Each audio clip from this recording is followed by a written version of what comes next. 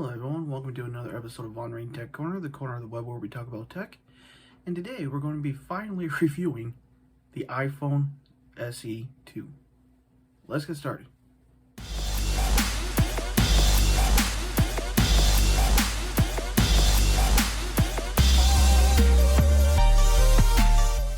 So I bought this phone about a year ago.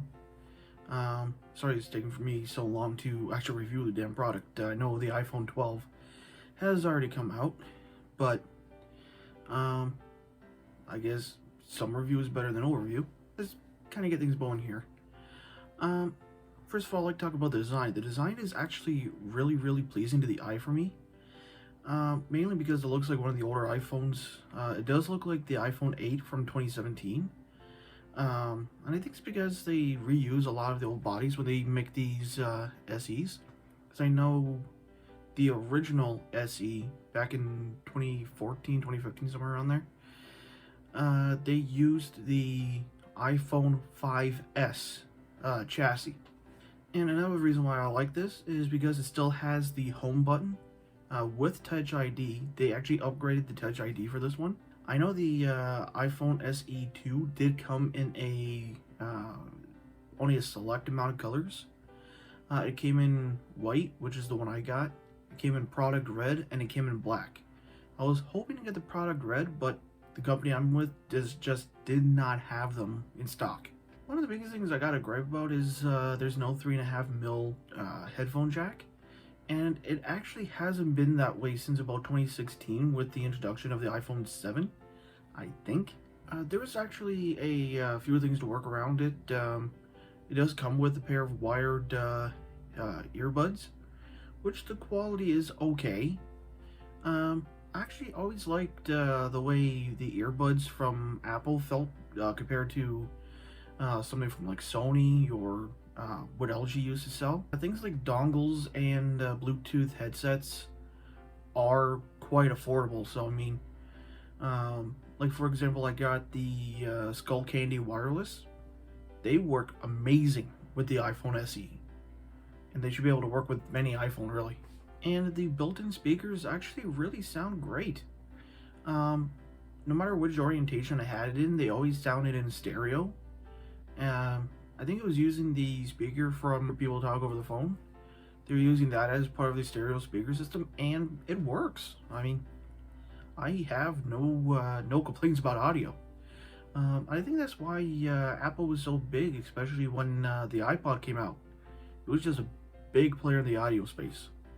And the camera quality is pretty good. I've been using the front-facing camera on Onrain Tech Corner since video 3 when I talked about USB 2.0 versus 3.0.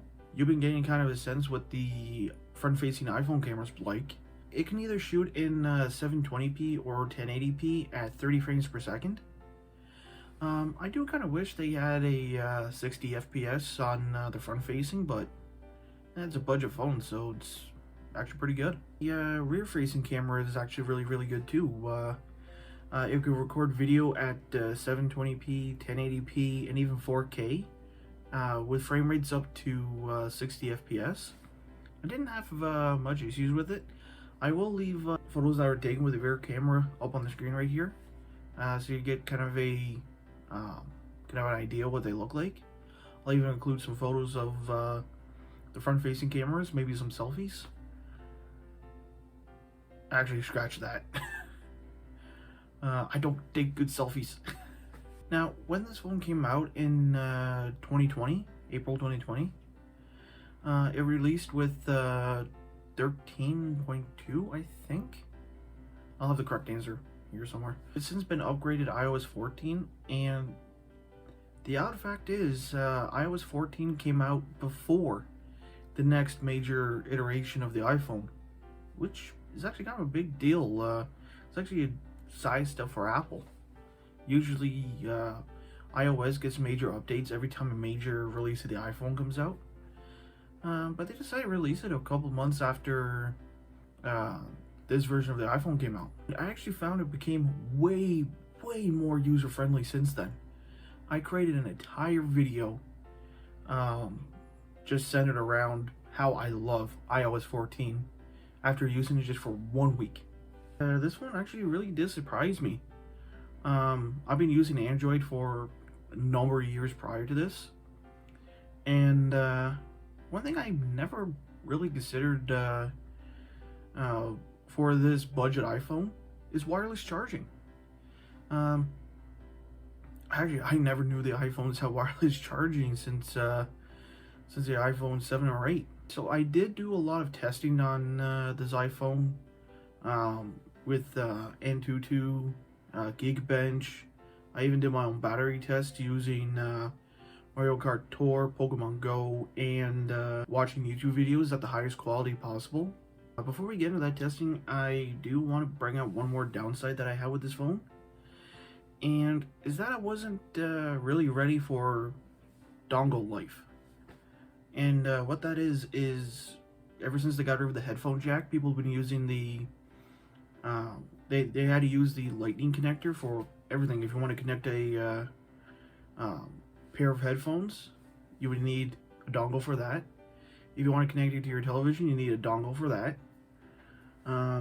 Actually, here's a couple of dongles right here. And right from Apple, they do range from like $15 to like $30. And I did have a lot of gripe about that, because you're after spending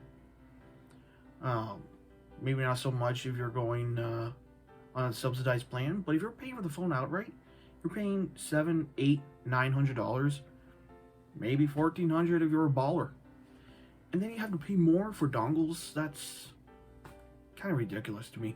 After I realized that these things could be used on other iPhones, the longevity of these things just kind of clicked for me.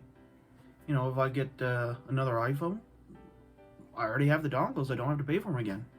I'm kind of getting adjusted, but it's still kind of taking me a while to figure out my my use cases for these dongles.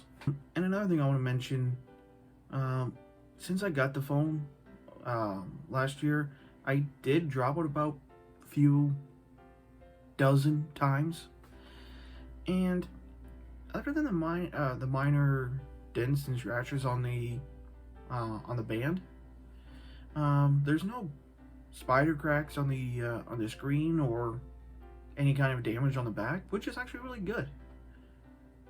However, I do have a few minor scratches on the screen, and that's because I put my phone in the same pocket as my keys. Don't do that. But I mean, I got the device protection. I could just get the screen replaced. It's okay. It's okay. So let's get to the testing. Like I said, I did the Antutu benchmark, the Geekbench 5 benchmark. I did all of the 3D Mark tests, and I also did the battery test, like I said, on Pokemon Go, Mario Kart Tour, and watching YouTube videos. When I did the battery test,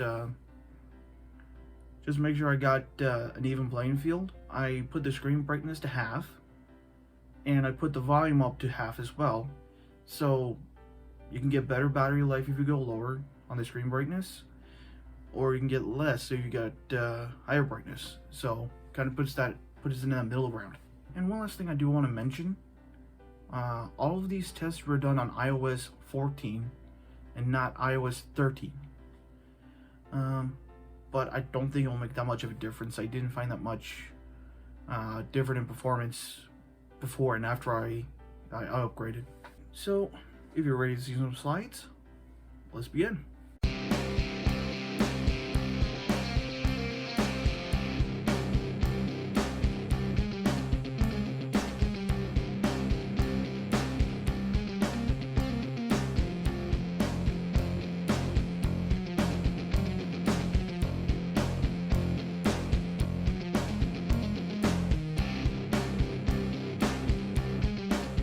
Alright, that's going to do it for us today. Thank you for watching. If you like what you see, hit the like button. Consider subscribing and hitting that bell icon for future notifications of videos. If you'd like to check out products that we feature on these videos. Check out the Amazon affiliate links down the bottom. Consider following us on Twitter. We'll have a link for that in the video description as well. Thank you for watching, and see you in the next video, everybody.